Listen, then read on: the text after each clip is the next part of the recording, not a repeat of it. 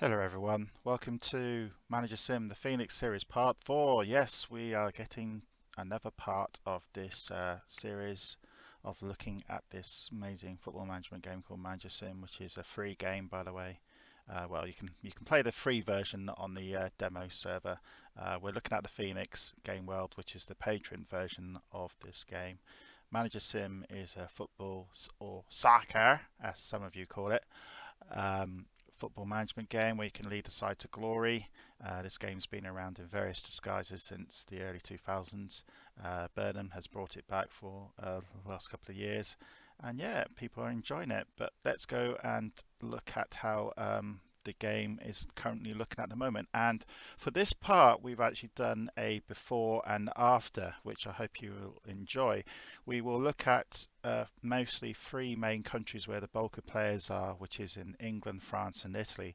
We're looking at what the state of the leagues look like in part three, which in real time that was about 3 weeks ago. And then we'll see what the leagues look like now. So bear with me, we might have some screens that might go wrong because I'm using my Stream Deck to try to do this before and after, and this is kind of like the first time I've done it, but hopefully it should work fine, it should look well. So we'll flick over to the gameplay screen now. So if you just bear with me for a second, I'm just making sure that you can actually see what I'm seeing. Let's just check here. Oh yes, you can. That's good. That's good news. So here we go. We're in for this episode, this part. I'm the Hammarby manager here in Sweden. Our league is nearly finished. Häcken has won the title quite a while ago. Their only defeat, if it helped, was against us, but they did really well. They did really well in Europe as well. Only one game of the season left here in Sweden. They won the championship quite a few games ago. We just finished second. We've been confirmed second this tick, so that was really good. And we're heading to the UEFA Cup. We were in the Champions League last season. I don't know how we ended up being in Champions League as well as Häcken. I think Sweden must have lost the Champions League place. That's probably what has happened. But now we're going to go around tours of the leagues as always, because that's again why all you lovely people watching this have come to see how your sides are doing, and possibly some of you from the demo world who can't get into this world because this is Patreon want to see how this world is getting on. And what we do, we're going to tour the leagues as always, and then I'll go into the main gameplay forums just to say what current news is happening in this game world. So again, this is where I'm going to try and see if this works. So the first screen you'll see is what the England League looked like when we left part 3. So here we go. So I need to flick over to the screen you're looking at now. And you can see when we left part 3, Liverpool were atop the table. Man United was second, Blackburn Rovers were third. And then there was a good race between AFC Bournemouth down in 8th place right up to Bristol City up in 4th place. You can see there between them, there was only 3 points splitting between those 5 sides. It's a very competitive league. Then you had Oldham down in 11th and Fulham down in 13th place. That's what it looked like in November of the game. It is now, what date is it now? It's now April in the game. So we'll flip back to what the main gameplay looks like. Again, I have to remember to flick around the screens to make sure you are looking at the right screen. And we're going to look at what England looks like now. And here is what the table looks like, and let's see if there's any major differences. So top of the table is Liverpool, then Man United, Middlesbrough, Blackburn, Tottenham, Wigan, Bristol City, Portsmouth and Oldham. So you can see there that the title is between, well, it's still quite well open with still 4 games to go. Liverpool are on 82 points, Man United on 81, Middlesbrough 79, Blackburn 77, Tottenham 76, Wigan 73 and Bristol City 70. So the top 7 sides, especially between number 7 and number 3, are only 9 points between them with just 4 games to go. So if you were a betting person, I suppose you would say the title is really between the top 5 sides, with Tottenham and Blackburn outside chance, and Middlesbrough, Man United and Liverpool really battling for the league. You can see that Middlesbrough and De Paul is banging 127 goals, which is really impressive, thanks to really one guy, this guy here, Jan Janvier, Camille Janvier. I probably pronounced his name totally wrong. That's better because you didn't see the full stats there. 100 speed, wow. 100 control, 100 dribbling, yeah, he's very good. 47 appearances, 51 goals, and out of those 51 goals, 42 of them were in the Premier League, so he's doing an amazing job there. But let's do the comparing after. So Liverpool are top on 82 points. So what were they doing in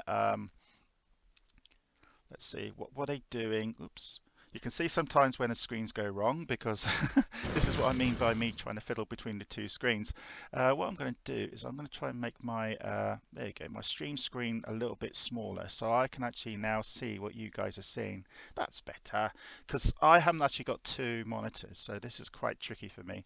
So we'll look at the, after 18 games, Liverpool were top with 47 points and now have got 82 points. So in those 18 games, Liverpool have gone up 35 more points. Man United still stay second then. They were 2 points behind them on the screen you've seen at the moment. They're now 1 point behind them on 81 points. Blackburn Rovers have dropped from third to fourth. They only got 33 points during the last two, which is still quite a lot actually, because if you think about it, Liverpool got 35 points, Blackburn got 33 points, but Blackburn have actually dropped down a position because Middlesbrough have definitely been the side on form. They have got 41 points since the last update. So they were fifth when you're looking at the screen now, and they're now currently third. So that is a massive increase there. So Middlesbrough definitely have been doing much better. They have won 13 games. They've drawn 2, lost 1. While Liverpool top the table have won 10 games, drawn 5, lost 1. So you can see Middlesbrough on the form table, which we can look later, have had really good form. So we've got Middlesbrough, who are currently now third in, or fifth on the screen you're looking at the moment. Tottenham have risen from 6th to 5th. Wigan have gone up from 7th to 6th. And AFC Bournemouth have now gone managerless, and they still stay 8th place. Man City are still 9th. Portsmouth are now got a manager, so we're looking at the manager in a minute, are now 10th. Oldham stay in 11th, and Fulham's boss is gone. So let's go back to the screen that you want to look at. So you can see what I'm doing here. I'm comparing both screens together. So on the right hand side here is the screen that I'm looking at. So you can see all this interesting stats. This is how I stream basically, but this gives you a good comparing of comparing both to the both leagues. So I can't fully do that because we're looking at a screen, looking at a screen, looking at a screen. So it's getting all Twilight Zone here. So that's the screen I was kind of looking at. So we'll go back to the screen down here and let's look at the league. So basically Middlesbrough are definitely the form side at the moment with just 4 games to go. So that's 12 points up for grabs for all these sides. So if you're looking at let's look at the form table, and yes, it's actually Man United and Spurs, Blackburn and Middlesbrough are the form sides. Liverpool's form's starting to drop because they are drawing a lot more games than the other side. So Man United are definitely the form side right at this moment, followed by Tottenham and Blackburn. So it's going to be interesting to see what happens at the end of the season if Man United are going to beat Liverpool to the title. But don't Middlesbrough still have got a good chance. 127 goals, 18. That is. Let's look at Middlesbrough under Paul, and let's look at miscellaneous. Oh, no, it's not miscellaneous. I mean statistics. That's what I mean. And let's see where all the goals are coming from. So we got all these assist kings as well. So here we go. Alexander 14 goals, Vasquilio 13, Javier 51, Colombo 13. Even Jacobson here is 39 goals, which normally in a normal season would be probably your best striker, but he's second to Javier. So he's doing really well there. So that's interesting. So let's flip back to Sweden. We'll now go over to just making sure you're actually seeing my screen here. Yep. See what I'm seeing, that's good. I have to keep checking this just to make sure that you're not seeing multiple different screens and stuff like that. We'll now let's go to Italy this time. So we'll do another compare again. So we'll go to Italy. Let's look at the screen what it looked like after just 18 games. And so after 18 games, Lazio were top the table with 49 points, followed by Vitesse and Tella, Milan, Inter Milan, Napoli, Roma, and Bari. So what has happened? What has changed since then? So let's go back to the gameplay screen.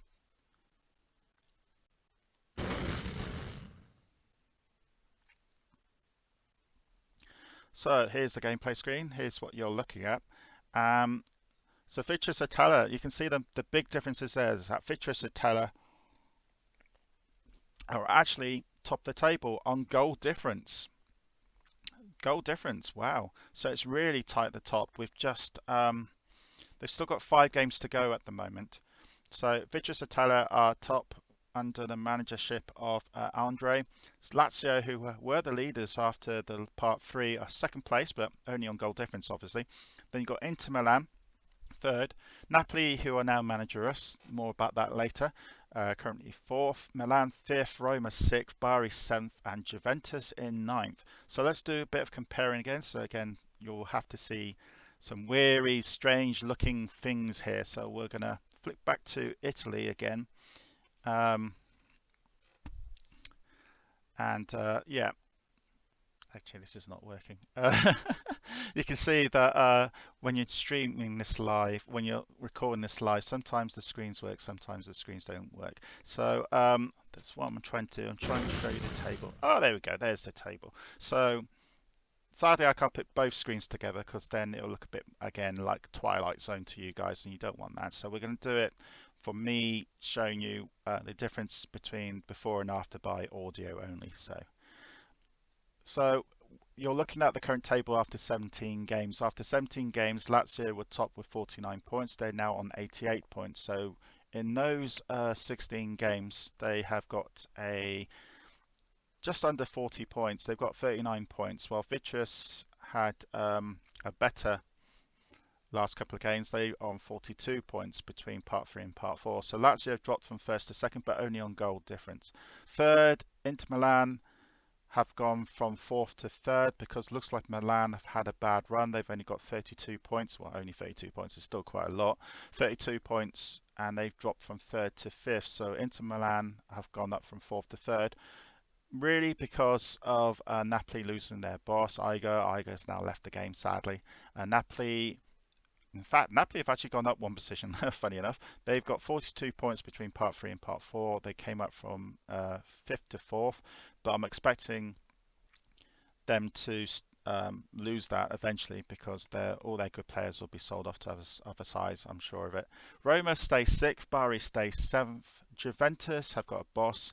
They're in 9th place. So it's good to see that. So we go back to the gameplay screen again. There you go.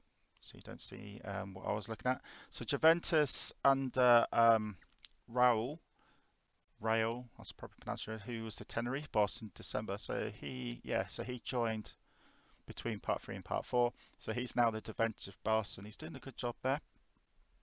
So yeah, Vitesse, it's going to be between Vitesse and Lazio. Maybe Inter might sneak it in.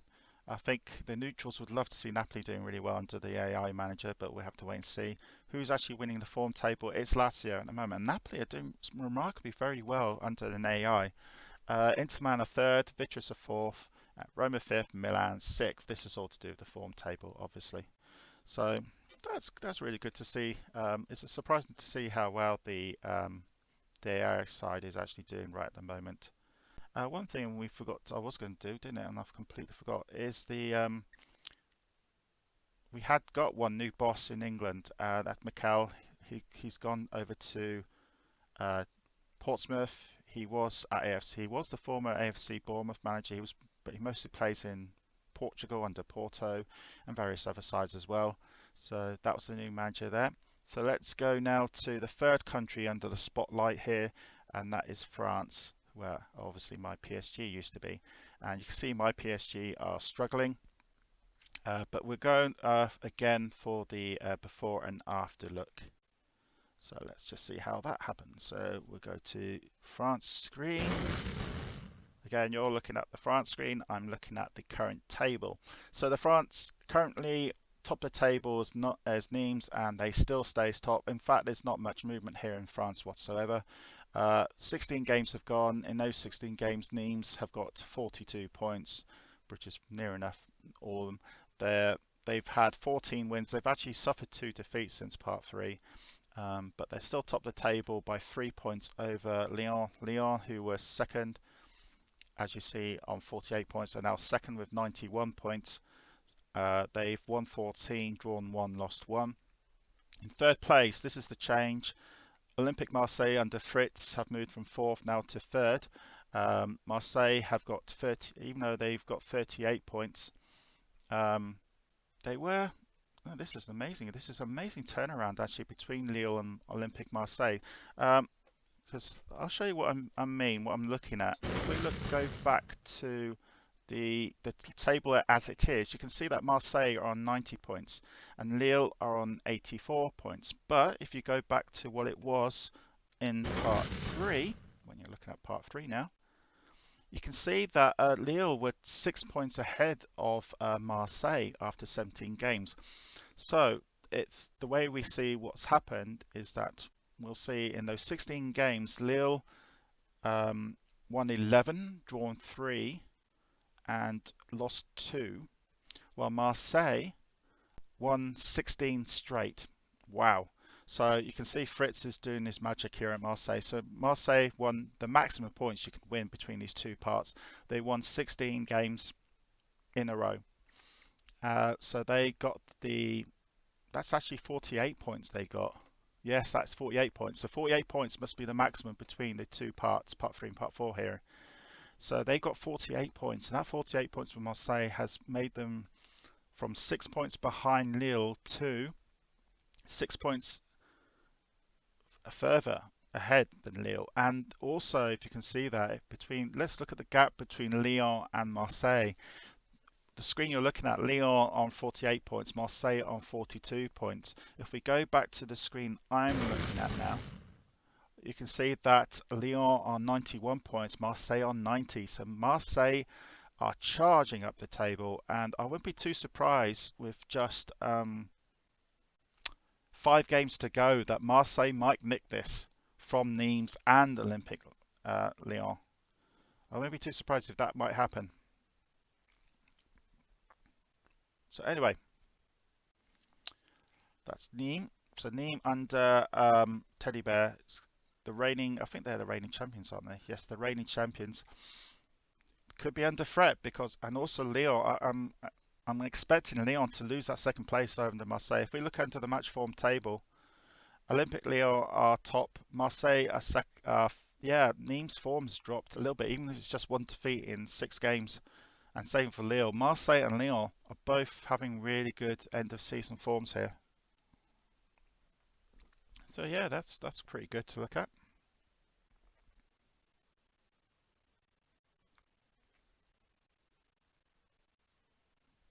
Sorry, I'm just checking my screens again. I always have to check my screens when I'm doing something new. So you might see a strange screen for 5 seconds.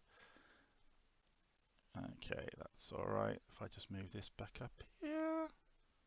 There we go. That's what it should be. Should be looking at. So we go back to the screen again.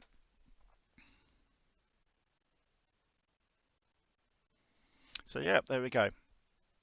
So let's have a tour of the other countries. These we won't do before and afters here, just to see how it looks like. We go to Germany now. Germany current is Borussia Dortmund.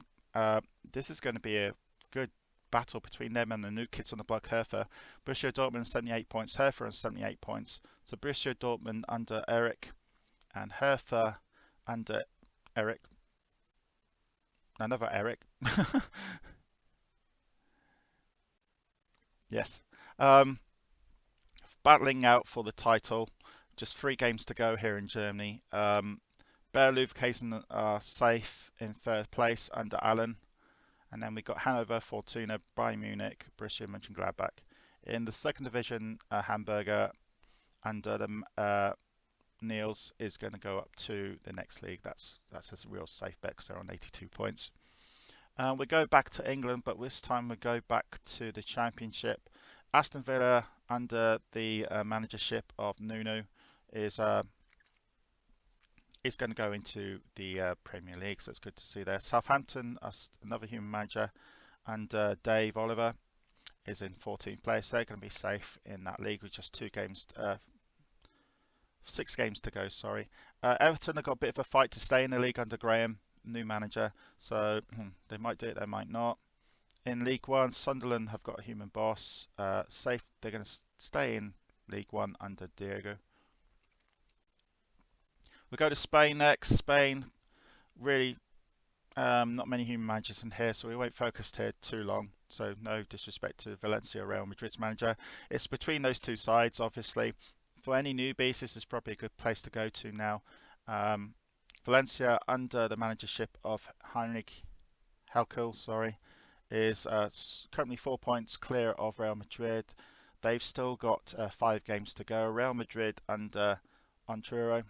So these two are very safe for a Champions League spot, but yeah, there still could be a chance for those two, any one of those two to win. But you can see who the striker is scoring the goals. This is an amazing performance by this guy here, Mabele. Swaziland, 21 years old, 74 goals. That is amazing. 16 in the Liga and 14 in the Champions League. He's currently injured, but wow, 74 goals in total. We go to the Segunda Division. There's one human manager here under Granada, Matt Jones. Could be struggling to. Well, he's still actually got 42. He's got 7 league games to go. He might get out of that relegation zone.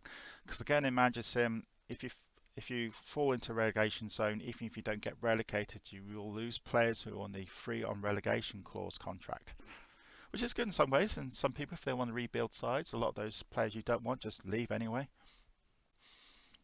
Um, and that's it for the main countries. We'll now go to Turkey. Turkey, it's Galatasaray are top of the table. They've got 3 games to go, so they only need 1 win to clinch the title, and I think they probably will do. So that'll be congrats to Ersin. Second place has been settled a long time, so congratulations there. Then we got 2 more. Dragon Lord, great name. Length and this side, I can't pronounce these Turkish sides. I'm not even going to start. So that's a good lead. So Galatasaray will win the league bar a miracle. Portugal's building a nice little community, which is great to see. So they'll probably feature a lot more. Again, if more human managers go into these leagues, then I will feature more in these episodes. So currently Benfica, the main side, who've been a main side for a long time in the USA, are currently top of the table. Blanes, who potentially have been doing very well last 5-6 seasons under Luis. Second, first, and third. The last couple of seasons, they're going to take. Looks like they've got a fight with Martimo for the final Champions League space with just 3 games to go. Then Sparta Praga and Porto. Braga's manager is Fran, his second account. Porto under Yo, sorry. Again, if I pronounce these names wrong, sorry. They're currently 4th and 5th. Then Sporting CP. What does CP stand for? Anyone? Does anybody know? Under Andre is currently in 7th place. So Portugal's turned into a nice little competitive league, so one you might like to go to. We'll flick over to Sweden. We've got 2 human managers. We did have 3, but back down to 2. Hakan, as I mentioned before, have won the title. Mahan beside our league's runners up. We go to Georgia. Why Georgia? Because that's where Lord Donut's account is. Tbilisi are doing really well. Again, I'm trying to build this side up to take in Europe and stuff like that, and it's kind of working. We've got a massive goal difference, 129, because we've got 2 real good strikers. Stockhausen here, 49 goals, and Simone on 49 goals in total, 36, 35 goals. So you can see our top 2 strikers have scored 71 of the 129 goals. We're scoring a lot of goals. So that's the end of the leagues, because I'm looking at time. It's already 25 minutes. So the final thing we're going to do, well, 2 final things we're going to do. International Cups, because people like to see how the International Cup's going on. The Champions League final is going to be between Lazio and Inter Milan, an all-Italian affair. So Mikel against Patrick. The semi-finals were Real Madrid got knocked out by Inter Milan and Wigan got knocked out by Lazio. Now there's a story about Wigan which we'll talk about later.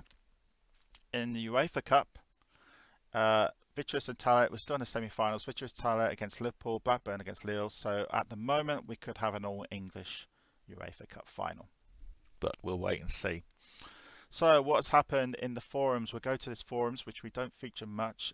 This is what the current forums and what's any news and stuff like that. The first thing is sad news, obviously, is that we've lost a manager, another long-term manager, Igor. Igor has left. He was managing Napoli. It was all to do with a national call-ups idea that Burnham had. Sadly, it went wrong, and Igor basically did not like the mid changes, rollbacks of ticks and stuff like that. I will not go into full details. I'm staying out of it, but sadly, it's always not nice to see another long-term manager leave the club, leave the game. Um, Again, Portuguese league. If anyone wants to go to Portugal, please do. That's a great look. Looks like we're forming a great community within that league. I actually made a post. I'm going to put this on here because, again, I want to.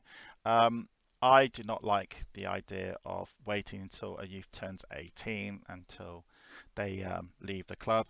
So when you get a crap youth player, you have to stand there. Say if you get a crap youth player and he's 16 years old, he will stay with you for 2 seasons, no matter if he's even if you want to get rid of him, you can't. He's got to turn 18, and then the contract comes in, and then you say no to him. But if you get a crap youth and he's 16 years old, you have to wait 2 years until you can do that.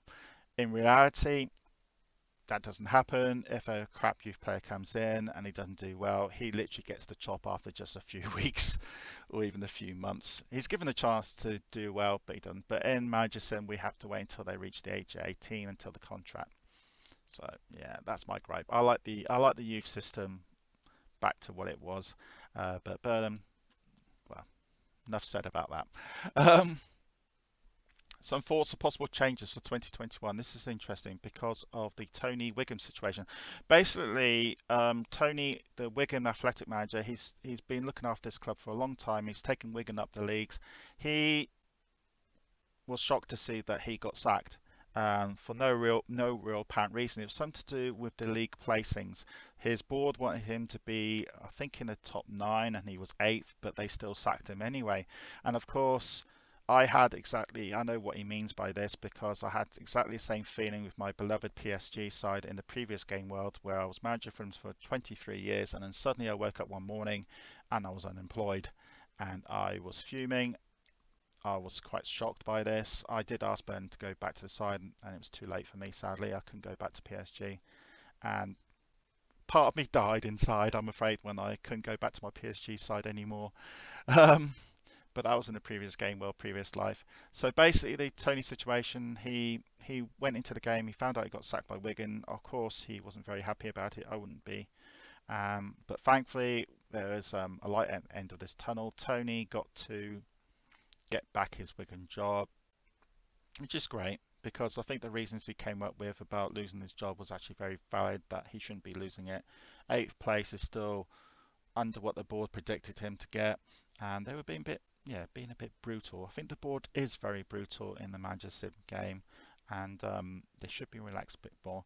But anyway, Burnham's had some thoughts of possible changes to 2021. I don't know if you guys can get this in the demo world, but it's rather good for you to look at this. I'm not going to go through all what he's saying there, so while I'm chatting here, you can have a quick read what he is saying. I'll just move it down a bit more like this. Currently, the justification of firing the manager. Managers, they lose points on ignoring the board warnings. Yes, if you keep getting board warnings, guys, please pay attention to that because you will lose points, and then eventually, without even realizing that, you'll get sacked. But you should getting hints because if you look at under your general info, that gives you the board rating.